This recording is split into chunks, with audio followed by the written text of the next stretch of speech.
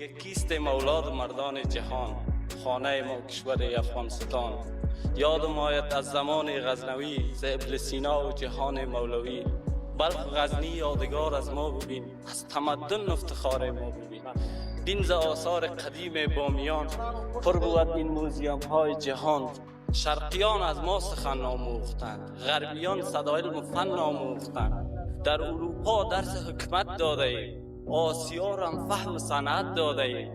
آفتاب عظمت ما روشن است، لیک با تأسف صف کوه نور ما به شهر لندن است. لیک دشمن اعتبار ما ندید، از حسد این افتخار ما ندید. در میان ما نفاق انداختند، پشتون تاجک هزاره ساختند. تا که استعمار آمد در وطن، رفت این سلطنت دوره کهن.